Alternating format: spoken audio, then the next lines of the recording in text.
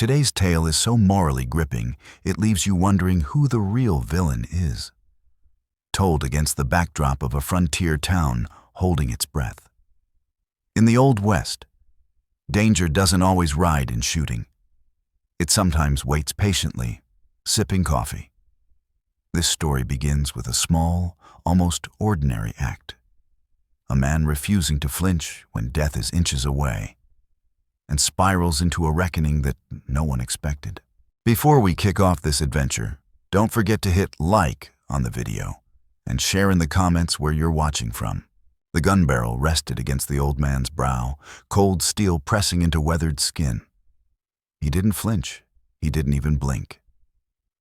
Instead, he glanced at his cup and asked calmly, "Is this going to take long? My coffee's going cold." That October morning in 1882, the saloon at Broken Creek went dead quiet. Everyone inside knew Paxton Reed, the quickest draw ever to ride across the Pecos. 7 men officially dead by his hand, maybe more that never made a record. But no one knew the white-bearded stranger at the corner table, sitting straight-backed, sipping coffee like the world wasn't ending. Paxton had ridden in at first light, his duster stiff with dust from 3 hard days on the trail. He was tracking a man, and whispers across the territory said that man had surfaced in Broken Creek. When Paxton pushed through the bat-wing doors, his hand was already near his coat. His eyes swept the room. Then they stopped. The old man, something about that gaze. Those scarred hands wrapped steady around a tin cup. "That's you," Paxton said, his voice sharp as winter wind. "You're Eldon Brace." The old man took another unhurried sip. "Haven't heard that name carry much weight in a long time, son." "It carries plenty with me," Paxton replied, drawing his revolver in one smooth motion. The muzzle pressed into Eldon Brace's forehead. Paxton expected fear, maybe a plea. What he got instead was a pair of tired eyes. Eyes that had seen too much death to be frightened by one more. "So," the old man asked quietly, "will it take long?" "My coffee's getting cold." Paxton's finger twitched on the trigger. Something about this felt wrong. No man meets death this calm unless he's already made peace with it, or unless he knows something you don't. The rest of the saloon shrank back, boots scraping, shoulders pressing into walls. A few men held their breath. Behind the bar, the bartender, Willis, eased a hand toward the scattergun beneath the counter, then stopped. This wasn't his fight. This was between Paxton Reed and whoever this old man truly was. "You killed my brother," Paxton said, barely louder than a whisper. 4 years ago, Dodge City. You shot him down in the street like a dog." Eldon Brace lowered his cup to the table with care. "I've buried a lot of men's sons," he said evenly. "You'll have to be more specific." The words cut deep. Paxton's jaw tightened as he drove the barrel harder into the old man's skull. "Nolan Reed, 23 years old. You put 3 rounds into him and left him bleeding in the mud." "Nolan Reed," Eldon repeated, searching his memory. Recognition flickered, followed by something that looked like regret. "The boy who tried to rob the bank, shot the clerk first." "He was defending himself," Paxton snapped. "From an unarmed man counting money?" Eldon replied, his voice flat, factual. "Your brother fired first, killed a man with a wife and 3 children. I was the marshal. I did my duty." Paxton's hands shook now, rage and grief tangling into something dangerous. "You didn't have to kill him. You could have wounded him, taken him in." "He fired at me twice," Eldon said. "Missed both times because his hands were shaking. But he wasn't going to stop. I've done this work 30 years, son. I know when a man plans to die instead of surrender." The tension stretched tight as wire. Somewhere outside, a horse whinnied.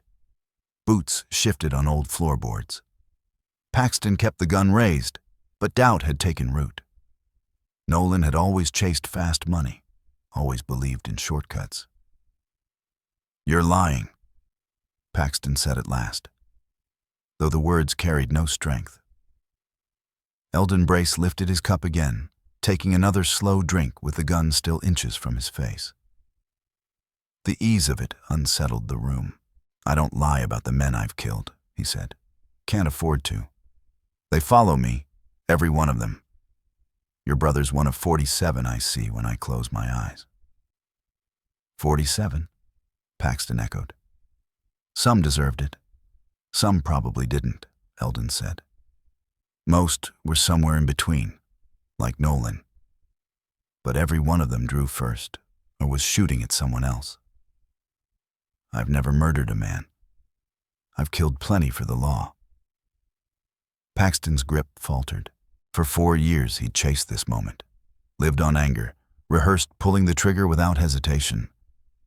But the old man's calm, his honesty, shook something loose. "You're just going to sit there?" Paxton asked. "You're not even going to fight back?" Eldon set the cup down. "What for? You already decided I deserve to die." He nodded toward the coffee. "Maybe you're right. Maybe the debt's due. But I'd like to finish this first." "It's good coffee," Eldon Brace said evenly. "Willis here brews it strong, the way it's meant to be." The bartender gave a stiff nod, hands tight on the counter, saying nothing. Paxton Reed glanced around the saloon. Every eye was fixed on him now. Some faces carried fear, others held curiosity. A few looked almost sympathetic. But sympathetic toward whom? The old man staring down death? Or the young gun about to become the very thing he despised? "Tell me about Nolan," Paxton said suddenly. "Tell me exactly what happened that day. No marshal reports, just the truth." Eldon Brace studied him for a long moment. Then he leaned back in his chair. Paxton's gun tracked the movement, still trained on him, though the pressure eased. The old man's gaze drifted far away, back through years. "It was May," Eldon said. "Hot morning, the kind where the sun comes up angry. I was making my rounds when I heard the shot from the bank. By the time I reached the door, your brother was backing out with a grain sack full of money." Paxton's jaw tightened, but he stayed silent. "The clerk was already down," Eldon continued. "Name was Peter Richter, shot through the chest, blood spreading across the wood floor like spilled paint. Nolan saw me and raised his pistol. Didn't say a word, just fired. The first round punched through my hat." Eldon lifted a hand, touching his scalp as if the hole were still there. "The second hit my deputy, Bill Morgan, in the shoulder. He was 20 paces behind me." "You're saying Nolan shot a deputy?" Paxton asked. His voice cracked. "He did." "Bill lived," Eldon went on, "but his arm never worked right again. Cost him the badge. He ended up clerking at the land office." Eldon's eyes locked back onto Paxton. "Your brother was scared, son. I could see it. But fear doesn't make a man innocent. And it doesn't bring the dead clerk back." The saloon stayed frozen. A fly buzzed against the window. Leather creaked as men shifted their weight. "After Bill went down," Eldon said, "Nolan fired again. The hammer dropped on an empty chamber. He'd miscounted his rounds. Then he ran. I called for him to stop, to surrender." Eldon's voice lowered. He turned and tried to draw a second pistol from his belt. I didn't have a choice. I shot him 3 times because I couldn't risk him getting that second gun into play. Paxton's face drained of color. "That's not how they told it," he said quietly. "The men who rode with Nolan said you murdered him. Said he was surrendering." Eldon's expression hardened. The men who rode with him weren't there. They scattered the moment shots were fired. Left your brother to face it alone. Then they fed you lies to quiet their own guilt. Judd Harrow saw it, Paxton insisted. He told me. Judd Harrow was 3 blocks away holding the horses, Eldon replied. I arrested him 2 days later. He testified against the others for a lighter sentence. Told the court exactly what I'm telling you now. The transcript's public record in Dodge City. You can read it yourself. Paxton's gun dipped, no longer pressed to Eldon's forehead, still aimed, but lower. The world he'd built for 4 years cracked apart, certainty turning brittle. Why didn't you come after me? Paxton asked. You had to know I was hunting you. I knew, Eldon said. Heard about it a year back. A friend in Cheyenne sent word. Said Nolan Reed's younger brother was practicing his draw, asking questions, making threats. Eldon reached for his coffee again. This time, Paxton didn't stop him. But you're not a murderer, Eldon continued. You're angry. You're hurting. But you're not the kind to shoot a man in the back or gut him in the dark. I figured you'd either find the truth or you'd face me straight on, like you did today. You gambled your life on that? Paxton asked, stunned. A faint smile touched Eldon Brace's face, the first crack in all that weathered stone. When you've lived as long as I have, he said, you learn how to read men. I knew who you were the moment you walked through that door. I knew why you came. Paxton slowly lowered his gun until it hung at his side. His fingers still wrapped tight around the grip. But the killing had drained out of him. The edge had gone out of Paxton's shoulders. The killing urge drained away like water from dry ground. He pulled out the chair across from Eldon Brace and dropped into it, heavy and worn, like a man who had been walking without rest for years. I don't know what to believe anymore, Paxton said. Eldon gave a small nod toward the bar.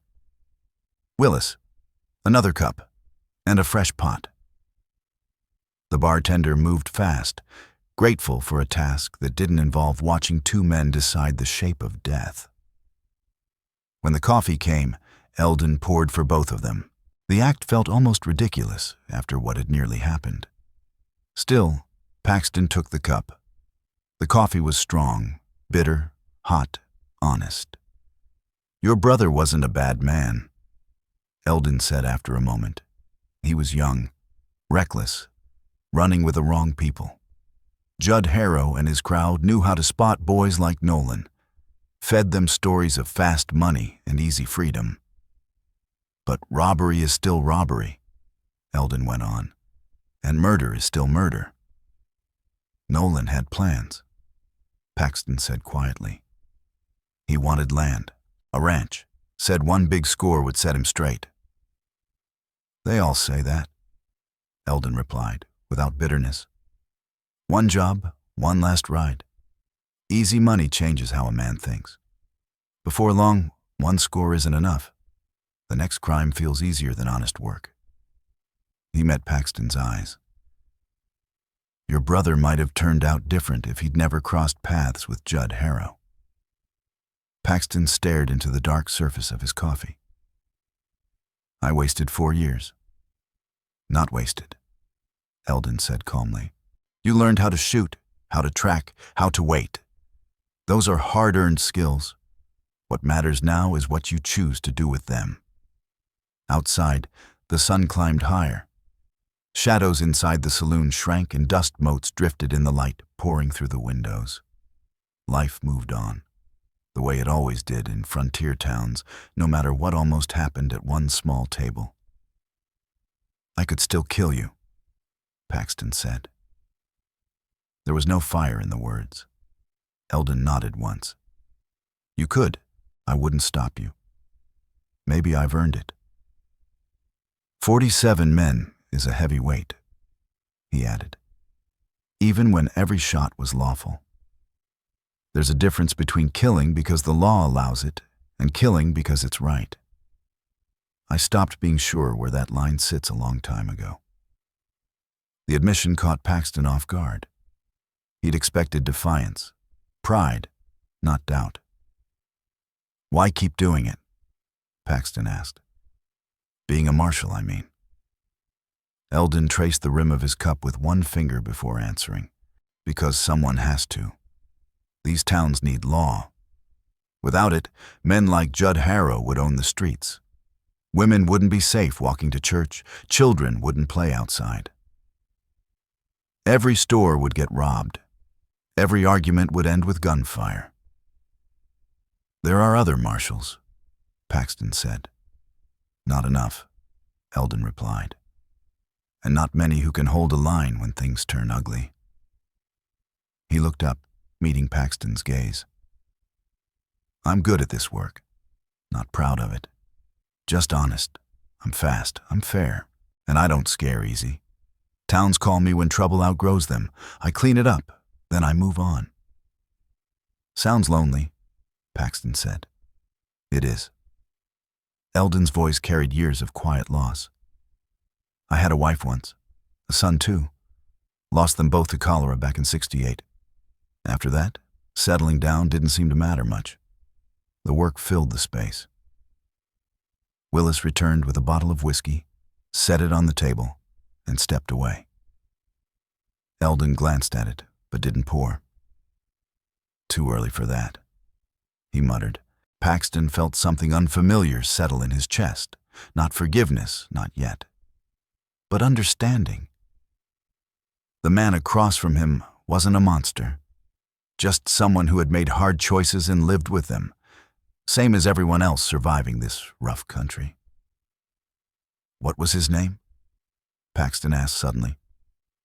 "The clerk Nolan killed." "Peter Richter," Eldon said. "Tell me about him." Eldon hesitated, then nodded. 32. Came west from Pennsylvania after the war. He'd been a clerk back east too, wanted a clean start. His wife, Martha, ran a boarding house. 3 kids, 2 boys and a girl. They'd be grown by now. The youngest was 5 when Peter died. The words landed hard. Paxton had spent 4 years circling his own pain, his own loss. He'd never looked beyond it. "I never thought about them," Paxton admitted. "The people Nolan hurt. I only thought about losing my brother." "That's human," Eldon said gently. "We all believe our pain is the center of the world, until time or truth teaches us otherwise. It takes time and a little wisdom to see the whole picture," Eldon Brace said. He paused, then added, "Martha Richter still lives in Dodge. She took over her husband's position at the bank. First woman bank clerk in Kansas, as far as I know. Sharp mind, strong spine. She didn't let grief break her." Shame burned low in Paxton Reed's chest. "Does she know about me? That I was hunting you?" "I doubt it," Eldon replied. "I never told her. What good would it do? She's built a new life. No sense dragging old pain back into it." They sat in silence, sharing coffee. Around them, the saloon slowly returned to itself. Men leaned in to whisper, glancing toward the corner table, no longer frozen by the threat of bloodshed. "I was ready to die here today," Eldon said at last. "When you walked in, I knew it might be time. 4 years is long enough to run, even if I was only walking and you were doing the chasing." "You weren't running," Paxton said. "You were just living. Sometimes that's the same thing." Eldon refilled both cups. A young woman stepped into the saloon, enough of a rarity that several heads turned. She wore a plain calico dress and carried a basket covered with a cloth. She crossed the room without hesitation and stopped at Eldon's table. "Mr. Brace," she said gently, "I brought the biscuits I promised, fresh this morning." Eldon's weathered face softened. Thank you, Clara. You didn't have to trouble yourself. No trouble at all. She set the basket down, then noticed Paxton, the gun still in his hand, the tension not quite gone. She studied both men with eyes that suggested a life already acquainted with hard truths. Am I interrupting? No, miss, Paxton said quickly. We were just talking. Clara nodded. I'll leave you gentlemen to it. She hesitated, then looked back to Eldon. Will you be staying for supper? Mrs. Henderson's making pot roast. We'll see, Eldon said. Thank you, Clara. After she left, Paxton asked quietly, Who's she? Reverend Henderson's daughter, Eldon replied. I've been boarding with them while I'm in town. 3 weeks now, helping the sheriff deal with some trouble. Rustlers, Paxton said. North of here, Eldon confirmed. You're still working, Paxton said. It wasn't a question. Until I can't, Eldon answered. Though days like today make me wonder how long that'll be. Young guns keep getting quicker, I keep getting older. Paxton glanced at his own revolver, then back up. I'm fast. Been practicing every day for 4 years. I'm probably faster than you now. Probably, Eldon agreed, without pride. But speed isn't everything. Being fast just means you die quicker if you're wrong. Being smart means you don't have to draw at all. Is that why you didn't fight back today? Paxton asked. Eldon shook his head. I didn't fight back because I've killed enough men. If today was the day I answered for that, then so be it.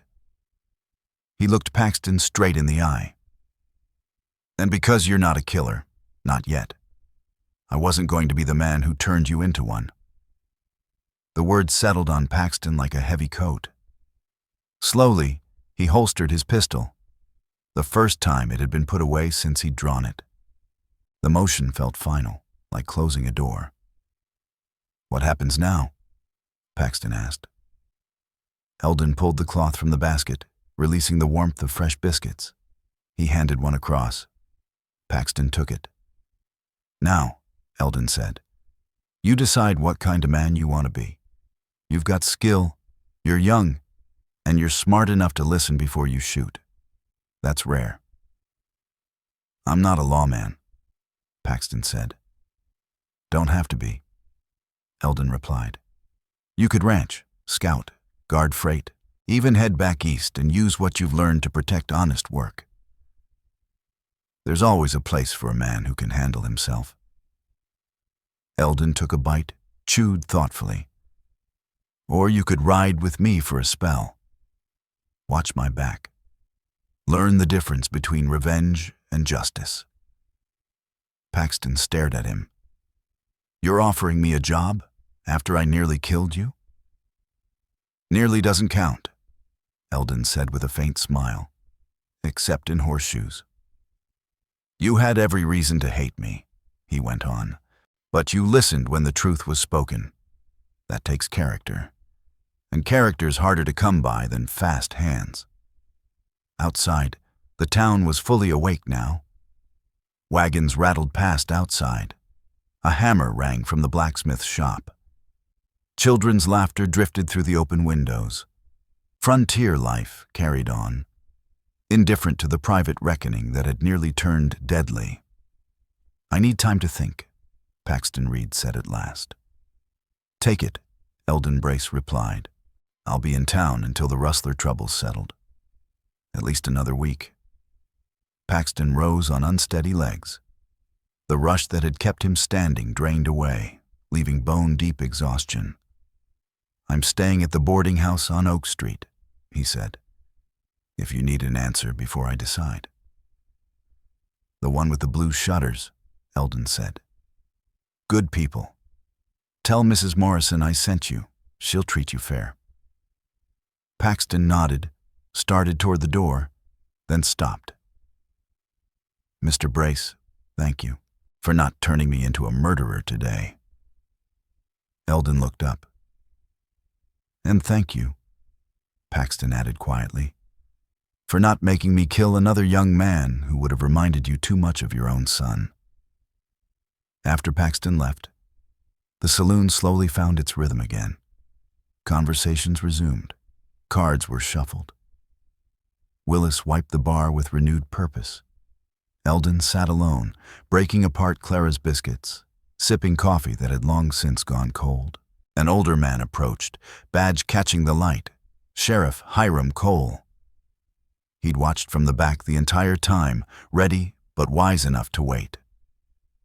"That was handled well," Cole said, taking the chair Paxton had left.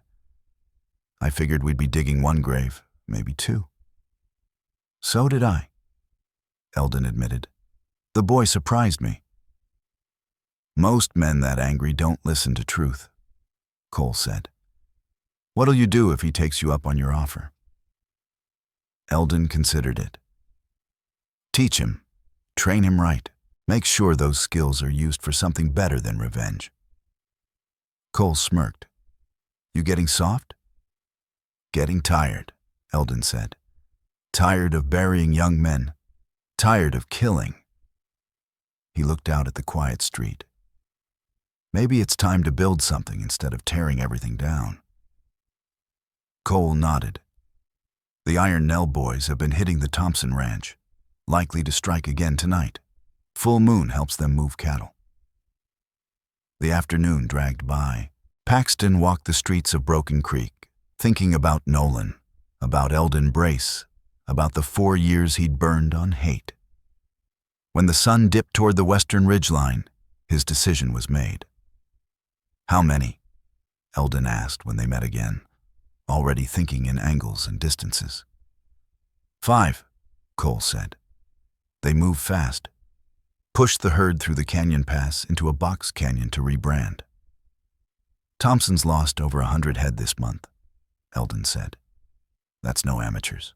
He finished his coffee. "They running a lookout?"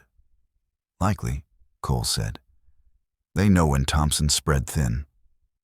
"I can deputize him," Cole added. "Gives him cover if shots are fired." "Do it," Eldon said. Then he glanced up. "And Cole, if that Reed boy's still in town and wants to ride, I could use him."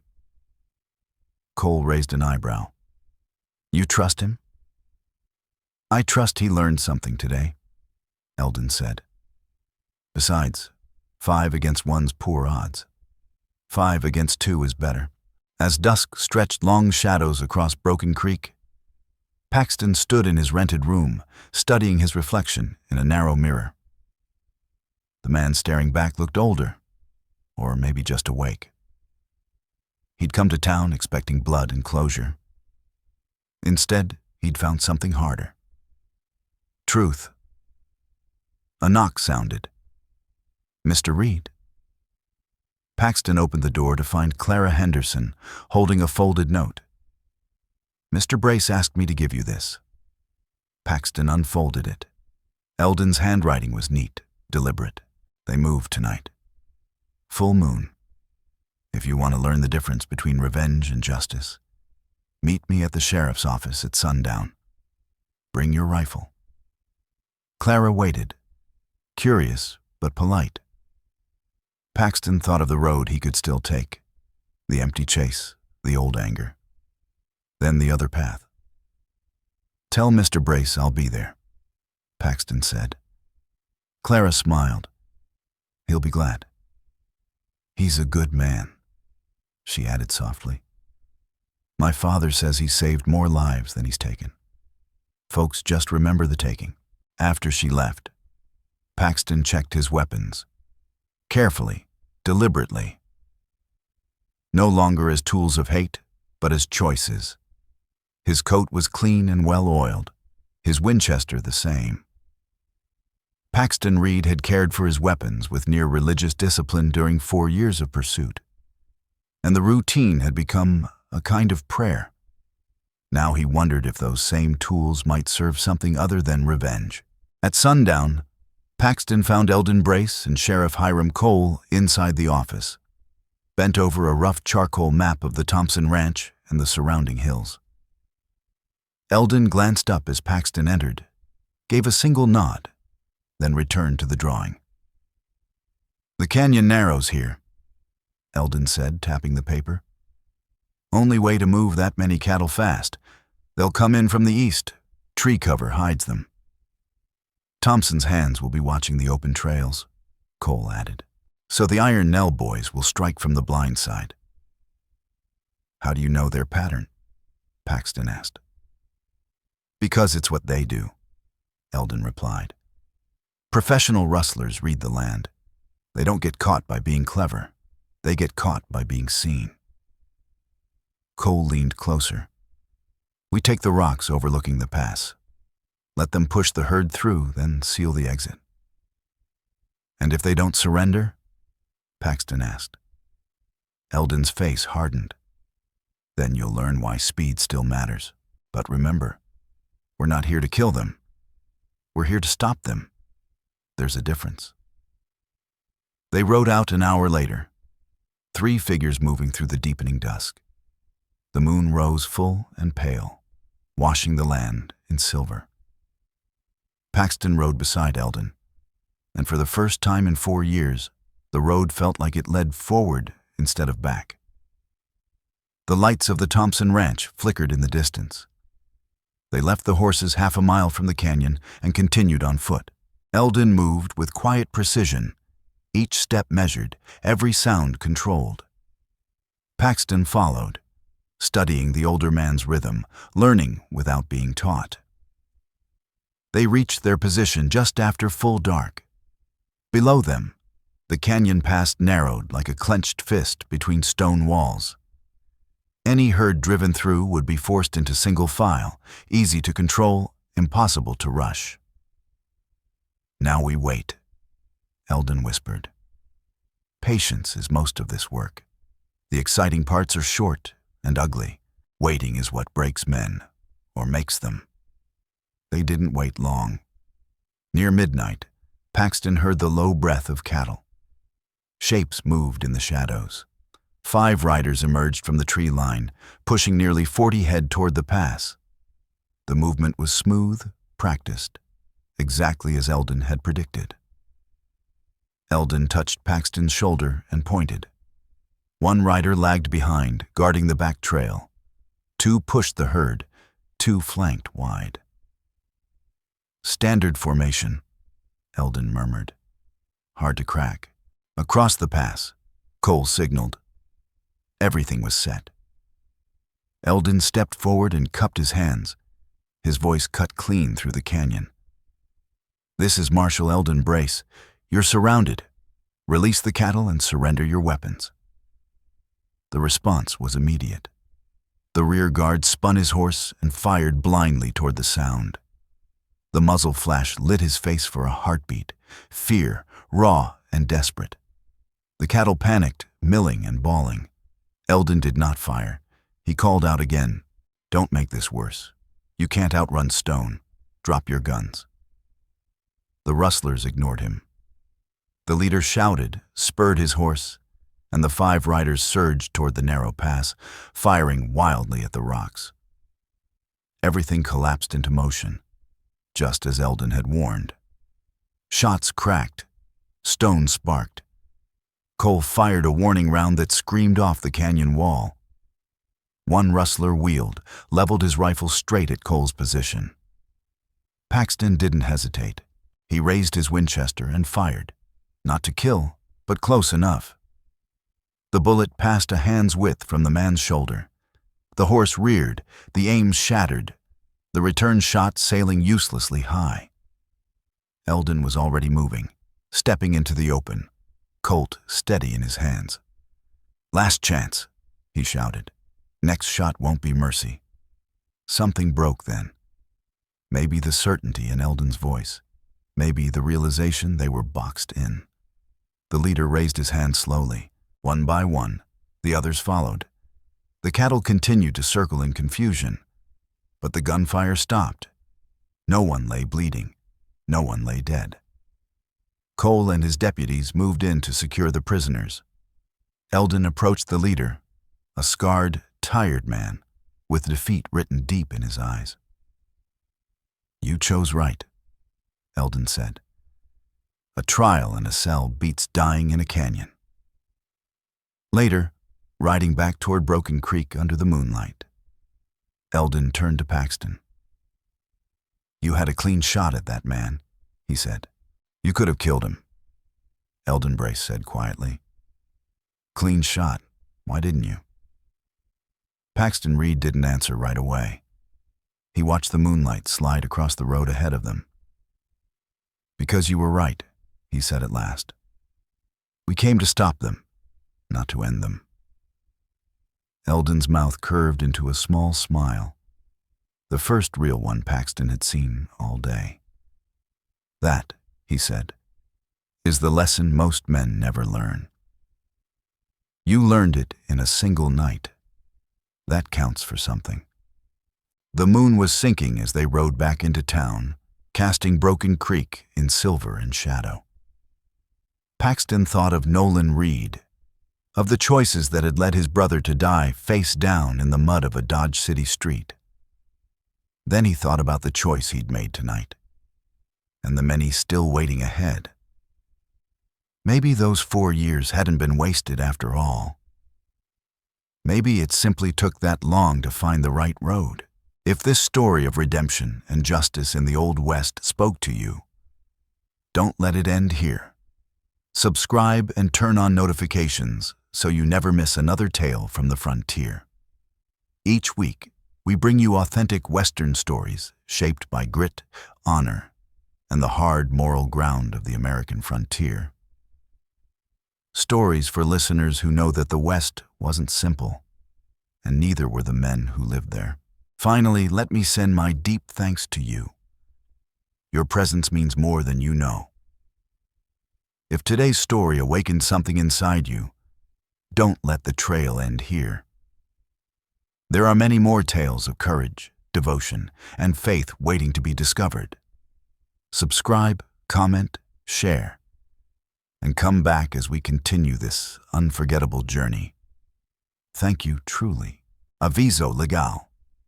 Disclaimer: all stories are intended solely for entertainment and may include fictionalized scenarios or dramatization derived from historical contexts. While AI assists in production, human creators supervise and adjust every piece to maintain sincerity, credibility, and emotional quality. We adhere entirely to platform regulations regarding AI content, ensuring no deepfakes or misleading portrayals. Licensed materials are used responsibly. Republishing, modifying, or extracting content without authorization is not allowed. We appreciate every viewer who respects originality and creative effort.